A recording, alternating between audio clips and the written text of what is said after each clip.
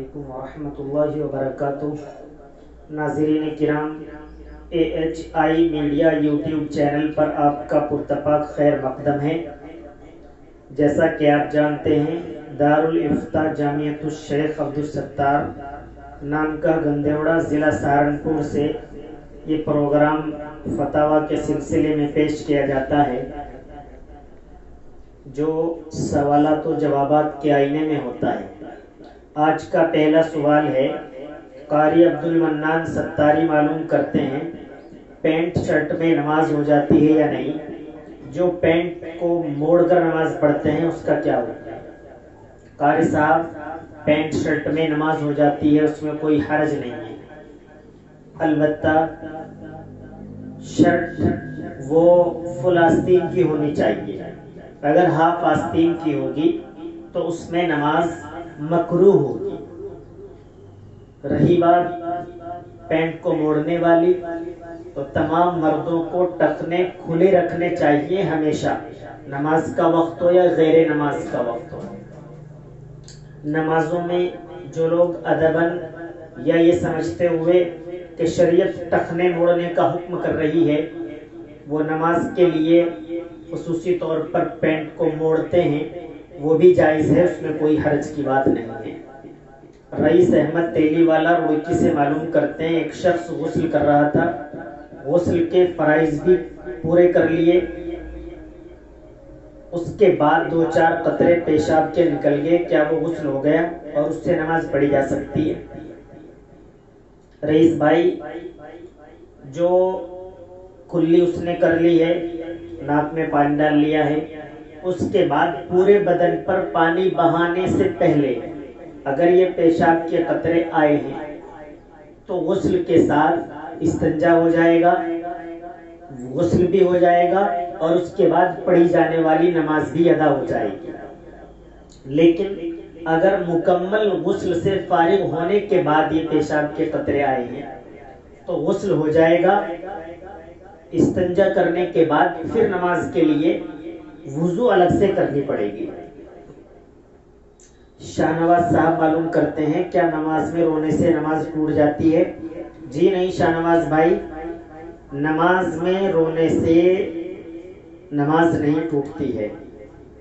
عبد الودود انصاری دہرادون سے معلوم کرتے ہیں، ہم نے عشاء پڑھ لی، اس کے بعد جو 3 وتر ہیں ان کو ہم نے تہجد کے لیے رکھ دیا کہ ہم یہ وتر تہجد کے نفلوں کے ساتھ ادا کریں گے، لیکن اچانک آنکھیں نہ کھل سکی۔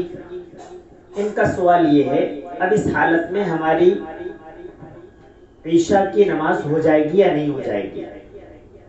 بھائی عبد الودود، عشاء کے جو آپ نے فرض پڑھے تھے وہ بالکل ہو جائیں گے، اس میں کوئی حرج نہیں ہے۔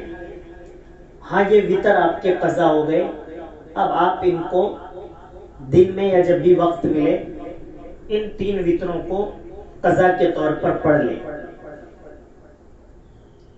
صدام حسین جھنجھنو راجستھان سے معلوم کرتے ہیں، اسکول میں نماز جمعہ ہو جائے گی کیا، جبکہ گیٹ بند کر دیا گیا اور صرف طلبہ اور اساتذہ ہی نماز پڑھیں؟ اس میں جو جمعے کے لیے اذن عام ضروری ہے وہ نہیں پایا جا رہا ہے، اس لیے وہاں پر جمعے کی نماز پڑھنا بہتر نہیں ہے، وہاں نہیں ہوگی۔ ایک بھائی کا سوال ہے، کیا موبائل میں قرآن کریم کی تلاوت سے پہلے وضو کرنا ضروری ہے؟ قرآن کریم کے لیے وضو تو کر ہی لینا چاہیے، بس جو آپ کا مسئلہ ہے اس میں سمجھنے کی بات یہ ہے کہ اگر ہم موبائل کے اندر دیکھ کر قرآن کریم کی تلاوت کر رہے ہیں، اگر ہم صرف فون کو پکڑ رہے ہیں جہاں پر قرآن کریم اسکرین پر لکھا ہوا ہے وہاں ہاتھ نہیں لگا رہے ہیں، ورق نہیں بدل رہے ہیں، پھر تو بغیر وضو کے پڑھ سکتے ہیں، کوئی حرج کی بات نہیں ہے۔ لیکن اگر ورقوں کو یعنی اسکرین کو آپ چھو رہے ہیں، ہاتھ سے ورق پلٹ رہے ہیں، پھر آپ کے لیے ضروری ہے کہ آپ باوضو ہو کر ہی تلاوت کریں۔ مفتی صاحب، اگر کسی کو دعائے قنوت یاد نہ ہو تو کیا وتر میں ربنا آتنا یہ والی پڑھ سکتے ہیں؟ جی بھائی، اولاً تو سبھی لوگوں کو یہ دعائے قنوت یاد کر لینی چاہیے، کیونکہ یہ نماز بھی واجب ہے اور اس کا پڑھنا بھی واجب ہے، لیکن جب تک یاد نہ ہو تب تک آپ اس دعا کو پڑھ سکتے ہیں، کوئی حرج نہیں ہے۔ مجھے یہ معلوم کرنا ہے، دو مسجد قریب قریب ہیں تو کیا دونوں میں جمعہ ہو جائے گا؟ دو مسجدیں ہیں، جمعہ اس گاؤں میں ہوتا ہے، دونوں قریب قریب ہیں۔ سمجھنے کی بات اس میں یہ ہے کہ اگر ایک مسجد فل ہو جاتی ہے پھر بھی لوگ باقی رہ جاتے ہیں تو دونوں مسجدوں میں جمعہ پڑھنا چاہیے، کوئی حرج نہیں ہے۔ لیکن اگر اتنے لوگ ہیں کہ وہ ایک مسجد میں نماز ادا کر سکتے ہیں پھر بھی دونوں میں ادا کر سکتے ہیں تو نماز تو ہو جائے گی، جمعہ ہو جائے گا، لیکن ایک ہی مسجد میں نماز جمعہ ادا کریں تو زیادہ بہتر ہے۔ ایک بہن معلوم کر رہی ہے، اگر وضو کے بعد میرے بال کوئی نامحرم دیکھ لے تو کیا وضو ٹوٹ جائے گی؟ نہیں بہن، اس سے وضو تو نہیں ٹوٹے گا، لیکن پردے کا اہتمام بہت زیادہ لازمی ہے۔ تمام بہنوں کو اور ماں کو پردے کا اہتمام کرنا چاہیے۔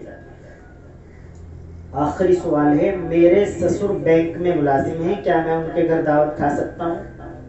آپ نے تو بھائی بہت ساری دعوتیں وہاں پر کھا بھی لی ہوں گی، جب وہ آپ کے سسر ہیں تو آپ کا جانا آنا وہاں بہرحال لگا ہی رہتا ہے۔ اس میں سمجھنے کی بات یہ ہے کہ بینک کے اندر جو لوگ ملازمت کرتے ہیں اور ان کا کام سودی کاروبار سے متعلق ہے، یعنی جو لوگ سود لین دین کرتے ہیں، ان سے ان کے متعلق جو ڈاکیومنٹ ہیں ان کا لینا لے جانا یا گارنٹر بننا یا بھرنا، اس طرح کے جو امور میں، اور اگر دیکھا جائے تو بینک کے جتنے بھی کام ہیں وہ اکثر طور پر سود ہی سے متعلق ہے، کیونکہ بینک چلتا ہی سود پر ہے اکثر طور پر۔ تو جو وہاں ملازمت کرتے ہیں ان کی ملازمت اور ان کا وہ جو آمدنی ہے وہ جائز نہیں ہے۔ آپ اس میں یہ سمجھ لیجئے کہ آپ کے وہاں پر سالے بھی ہوں گے، ان کا کوئی کاروبار ہے تو آپ بالکل وہاں پر دعوت کھا سکتے ہیں، یا آپ کے سسر ہی کا اس بینک کی ملازمت کے علاوہ کوئی کاروبار ہے تو آپ بالکل وہاں پر دعوت کھا سکتے ہیں۔ لیکن اگر صرف جس سسر کو بھی چھوڑ کر جس کے یہاں بھی آپ کھانا کھا رہے ہیں، دعوت میں جا رہے ہیں، اگر وہ صرف اور صرف بینک ہی کے ملازم ہیں تو ان کے یہاں یہ دعوت کھانا جائز نہیں ہے۔ بہت شکریہ۔